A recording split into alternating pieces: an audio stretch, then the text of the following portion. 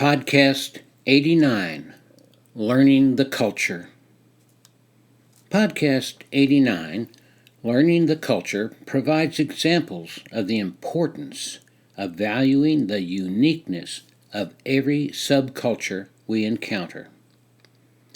In the case of the subcultural issues within the cooperative school systems, it was critically important that I and the graduate assistants understand and honor their subcultural processes in accomplishing our common goals of assisting children within the educational setting.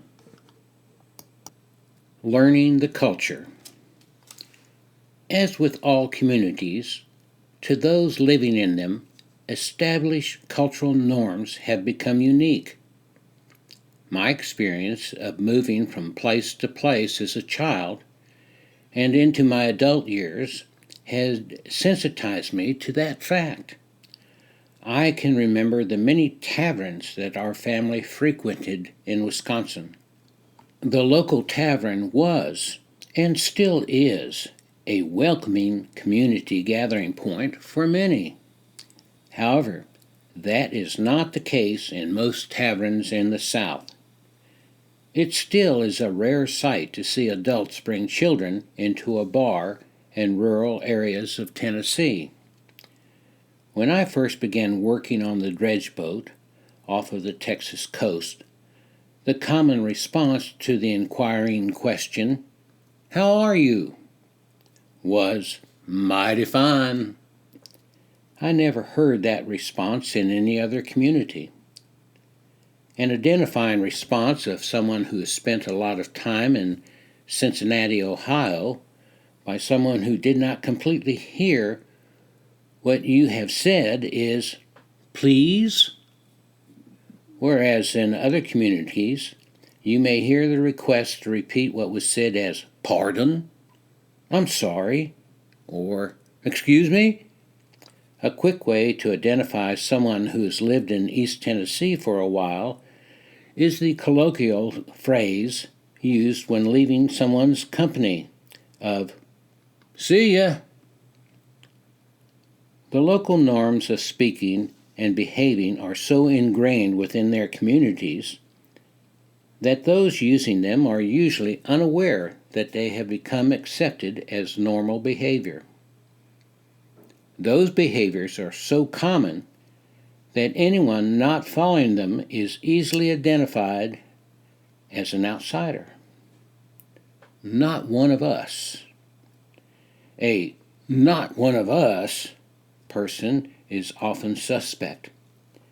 That individual, someone from not around here, must earn the natives' trust before they can be totally accepted into the real community.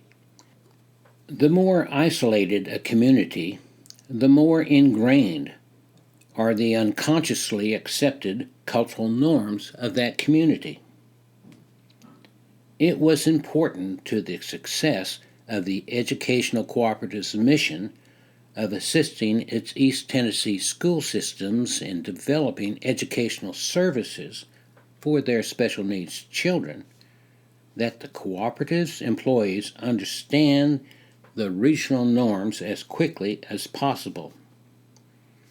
Since the vast majority of the co-op's staff in those early years was doctoral graduate students who had grown up in other parts of the country, there was a potential problem.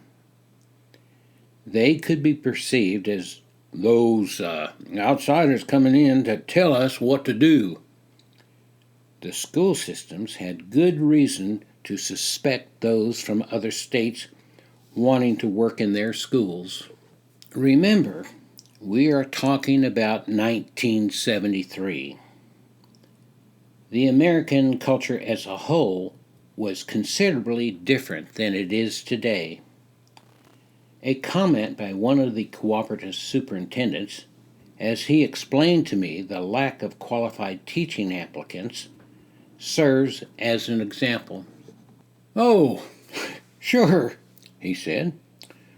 We receive lots of teaching applications from people from up north. I've got one that came in the mail yesterday. This young woman has just gotten her teacher certificate from a university in New York.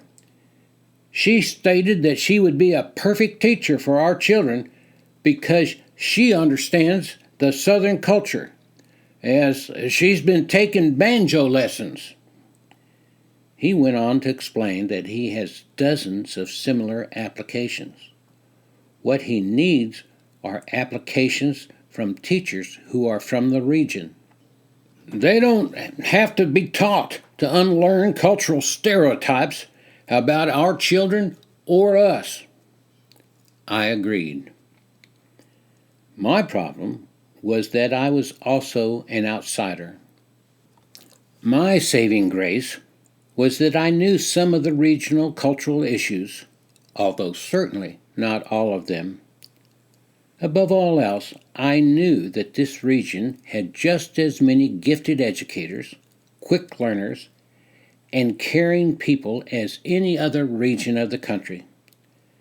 Their unique cultural differences were to be valued, just as was the case for those of large city schools, Gulf Coast schools, and school systems across the country. Having had experiences in various parts of the South, I had perceived a sense of resentment against Northerners. So many of them Yankees seemed to assume that they were superior to those poverty-driven, undereducated Southerners.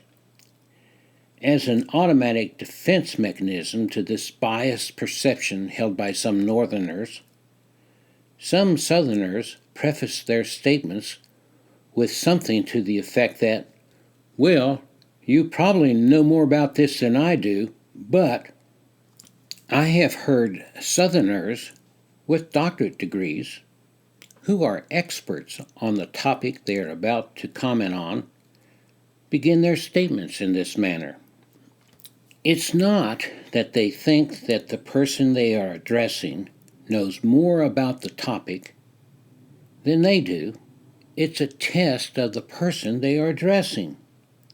If that person seems to agree that he knows more about the topic than the speaker, the expert, then the speaker knows he is speaking to someone who thinks he is better than they are.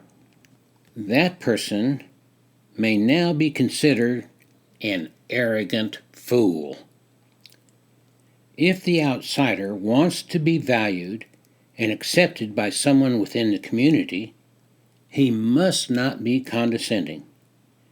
He must value the other as an equal. You may recall my earlier story concerning being interviewed by the cooperative's board of directors for my employment with them. There was one board member dressed as if he had just walked off of his tractor to attend the meeting. Late in the interview process, he asked me what I knew about the university's verbal tonal method of teaching. Fortunately, I knew a lot about this new method of assisting children with serious hearing problems. One of the main researchers of that method was a friend of mine. I also knew that I was being tested. I responded to the question by explaining a few of the basic principles of the approach as I understood them, and concluded by stating something like, well, I suspect that you have a more extensive understanding of this process than I do. He responded by stating he had a granddaughter in that program at the university. Then he went into great detail describing the verbal tonal method, the research data verifying the effectiveness of the program, and his hope that the cooperative would sponsor such a program among its member school systems. I had passed the test. It was important that I ensure that the graduate students passed similar tests. Equally important was the awareness that we would all share the new lessons we would learn concerning our adopted culture.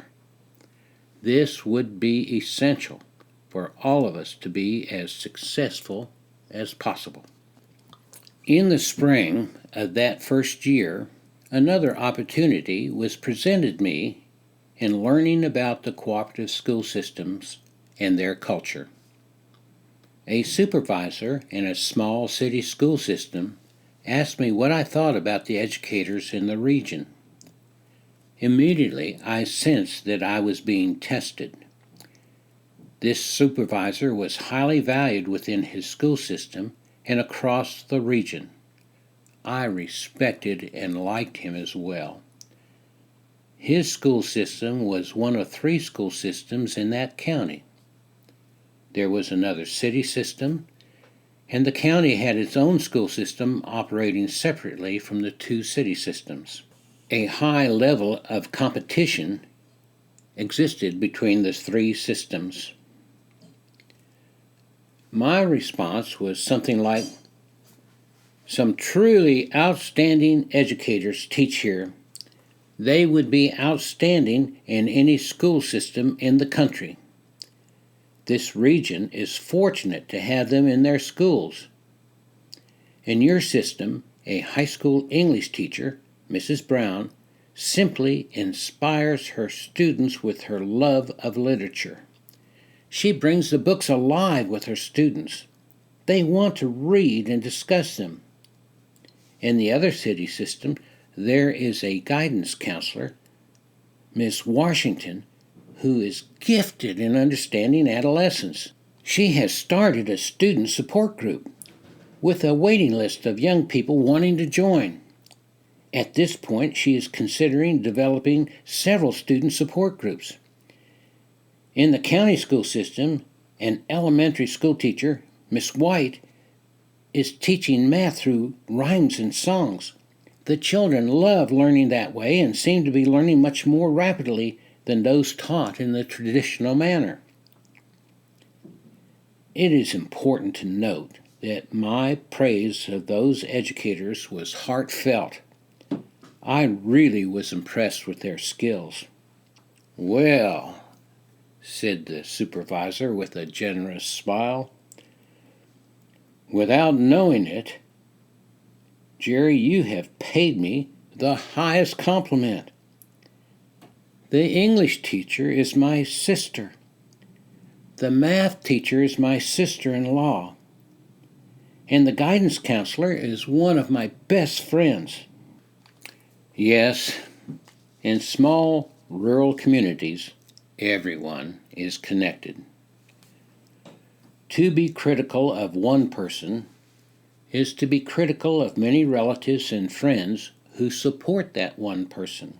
You simply don't want to do that unless you have an important, pressing reason for doing so. The negative statement has to be focused on the misunderstanding the person has of the situation rather than the character of the individual in question. The misunderstanding can be corrected. The personality of the individual is another issue. The county's supervisory words of, "Good, Douglas, yeah, that's good," while pantomiming puffing on a stubby cigar, were often used to bring humor into stressful times at staff meetings and other gathering places. Those words always brought warm smiles and knowing chuckles. Mr. Green was a good man with a dry sense of humor. At that time, we were all unaware of his long history in that system. For example, we were ignorant of the fact that he had been a political rival of the current superintendent. As that school year was coming to a close, I did not know if Mr. Green's school system would continue to receive school psychological services from the cooperative, or if it would even remain a member of the cooperative. I did know that the system needed someone to be in charge of the special education program. Over the course of the year, Mr. Green had become the one administrator within the system that more and more educators turned to for guidance in implementing the law. On several occasions I had discussed this need with Mr. Green. He agreed that the system needed such a supervisor. Unfortunately, he did not want to be that person. Together, we explored the possibility of other supervisors taking on the role.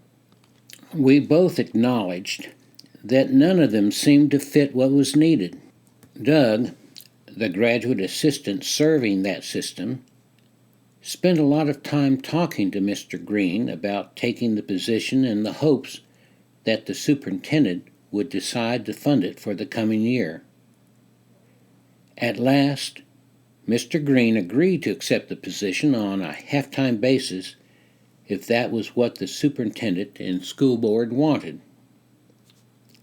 By the middle of July, the superintendent had decided to bring the issue of employing someone on a part-time basis to be the supervisor of special education up for a vote by the system school board.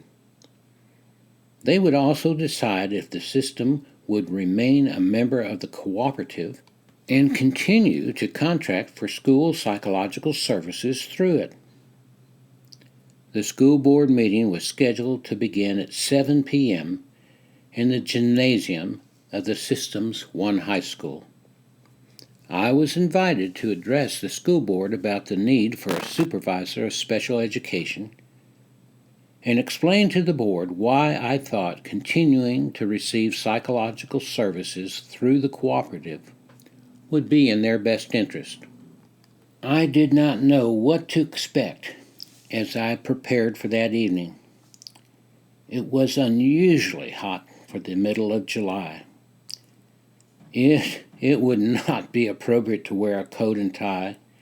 I would be covered in sweat before the meeting began. A short-sleeved shirt with a tie was as formal as I could afford to be.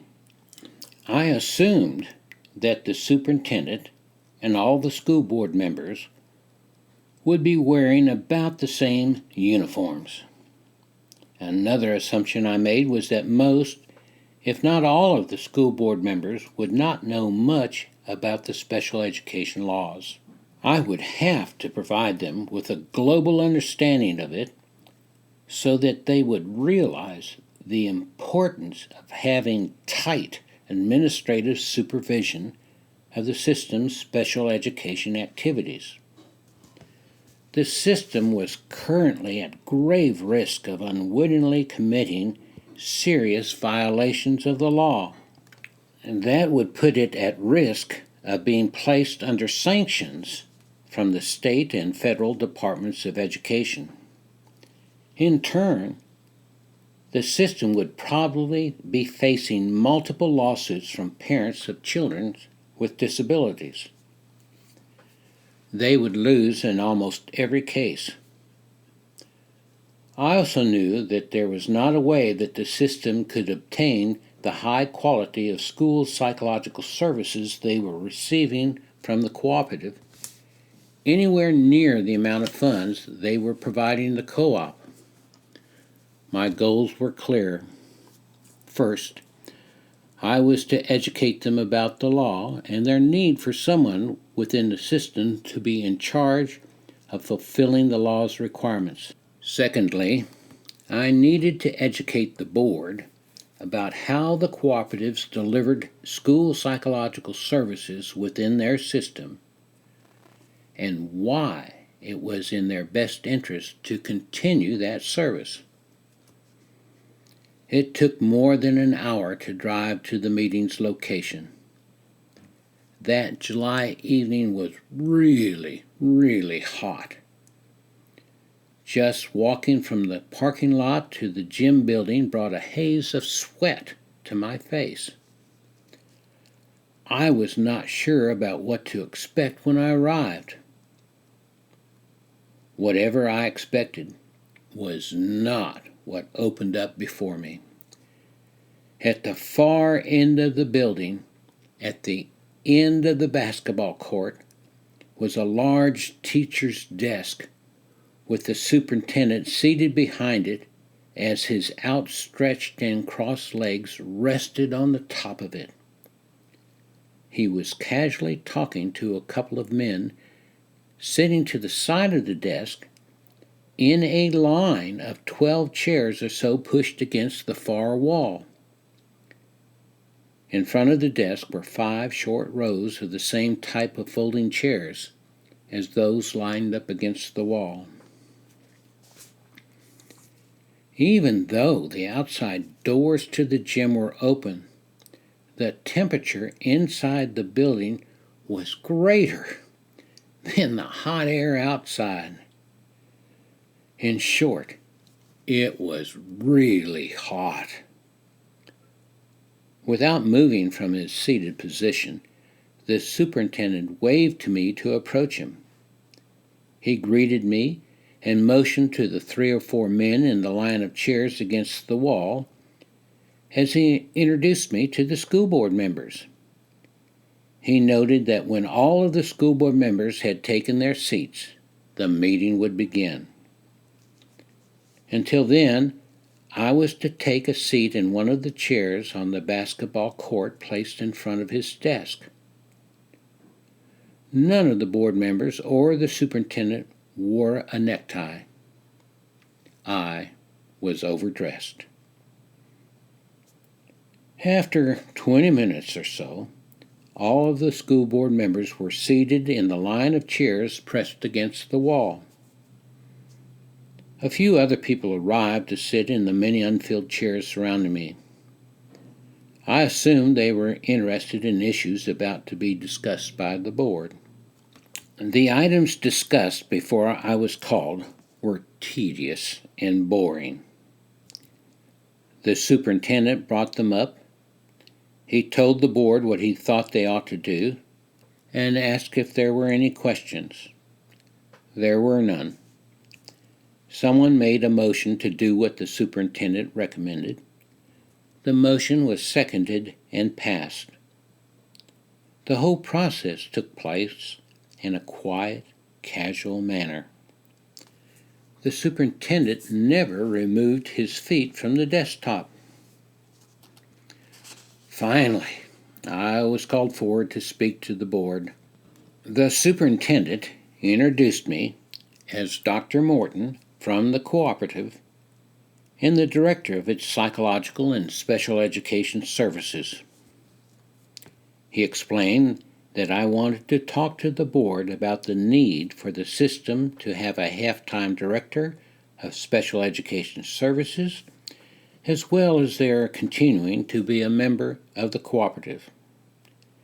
In turn, they would continue to receive the school psychological and in-services components provided by it.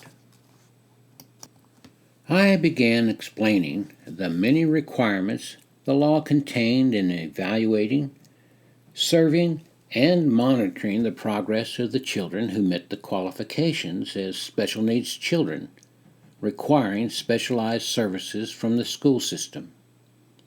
After thoroughly covering the legal liabilities to the school system if it failed to carry out the mandates of the law, I realized that these explanations had taken a lot of time. Many board members seemed uninterested in what I was saying. Several of them seemed more interested in wiping sweat from their faces than understanding the importance of my words. I continued by explaining how the graduate assistants and I were delivering the psychological services to the system and why it was in their best interest to continue it. My armpits were wet with sweat. To save time, I began to speak more rapidly. While I was in the middle of a sentence, this one board member abruptly asked the superintendent, Mr. Sharp, when will this young man, when is he going to finish? I'm missing Bonanza. Turning his head to face me, and with a flip of his hand, the superintendent said to me, "Yes, you need to finish up soon." "Yes, sir," came my reply. I still had a lot of details I needed to explain about how the psychological records were being maintained, how many psychological evaluations had been conducted, how many teacher meetings had been attended, how many parent meetings had been held, how many multidisciplinary team meetings had been chaired, and much more if the board was going to understand what a bargain they were getting through the cooperative. As I was rapidly covering these important details, the school board member who had said that he was missing his favorite TV program slowly got out of his chair, walked in front of me, as he then turned to walk the length of the basketball court to the outside. I did not miss a beat in my presentation as this happened. Suddenly, the superintendent stood up and pointed to the exit door as he exclaimed, "He's collapsed! Jim, call an ambulance!" All of the board members were up and walking around. Several of them had rushed outside the door to provide whatever assistance they could. The superintendent was standing at his desk talking on the telephone. As I stood in front of him, not knowing what to do, the superintendent put the telephone to his chest as he motioned his hand to me and stated, "Continue with your presentation. We are taking care of him." I did as directed while he talked on the phone, telling someone that the ambulance was there, and some of the board members returned to their seats. Just as soon as the superintendent cradled the phone, it would ring. He would answer, speaking in a loud voice. He would explain the situation, then cradle the phone, then answer it again as it rang. The process was repeated multiple times. My presentation was completed shortly after the ambulance left with its patient, and most board members had returned to mill around their chairs. At last, I had said all that I had intended to say. The superintendent, seated at his desk by this time, thanked me for the presentation and said that the board would consider my recommendations. With that, he said that I could leave and join my family. I left. A week or so later, I learned that Mr. Green had been appointed to be the half-time supervisor of special education, and the system was continuing its contract with the cooperative. Now that decades have passed since that first year, 1973-1974, of our work at the educational cooperative, I can share some of the background information I learned about the events described above. It took many years for me to acquire these understandings. The standard operational procedures of that superintendent and the school board was to consider issues that would be discussed at the board meetings before the meeting was held. Everyone understood what the decisions were going to be concerning the issues to be discussed before the meeting took place. The meeting was simply a public formality. The school system had already decided to appoint Mr. Green to be the supervisor of special education before my presentation, and Mr. Green knew that the decision had been made. I was the only one who did not understand that fact at the time. The school board member who asked when I would finish talking as he was missing Bonanza had passed out from heat exhaustion. Several years after that incident, he was appointed by that school board to be a member of the cooperative's board of directors. I quickly learned that he was a great one for making jokes. His comment on missing his favorite TV show was a joke meant to tell me and the superintendent that I needed to stop talking. It was too hot, and he was experiencing a great deal of personal discomfort. I have learned to be briefer in my presentation since then, although from time to time I still get feedback that my presentations need to be shorter. Maybe I'll do better next year. I have been told by several sources that the school system superintendent and Mr. Green had a long history of conflict between them. It has been quietly reported to me that the two of them constantly ran against each other for the position of superintendent at every election cycle. After many years of this competition, the superintendent and Mr. Green reached an understanding that if Mr. Green did not run against him, the superintendent would appoint Mr. Green to a comfortable supervisory position from which he could retire. I don't know if this was just a rumor or a fact. I do know that in rural school systems, just about every relationship in the system has a long history. Rural systems typically have a very low staff overturn rate. A high number of school staff have lived in the surrounding community their entire lives, as have their parents, grandparents, aunts, uncles, and siblings. Two final bits of history to this story that I have learned may be of interest. The superintendent was defeated in the next election, and Mr. Green retired shortly thereafter. The outstanding graduate assistant's mother had been a former classmate of Mr. Green when they were children attending the same school. They knew each other well. Mr. Green knew the graduate assistant, Doug, as a child. For a few years, Doug had attended a school where Mr. Green taught. Until I had learned otherwise, I did use the humor found in the comment that my detailed presentation was keeping the board member from watching his favorite TV show.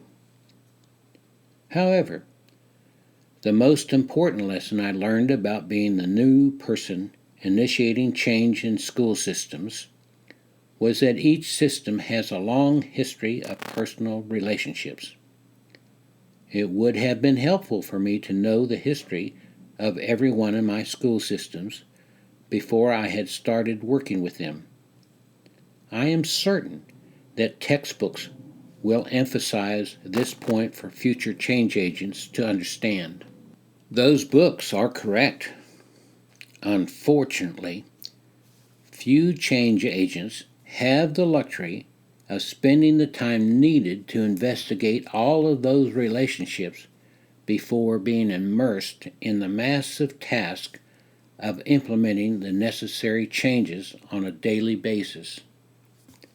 At best, the change agent has to be aware that historical relationships are present and be ready to recognize them as quickly as possible so that appropriate adjustments can be made.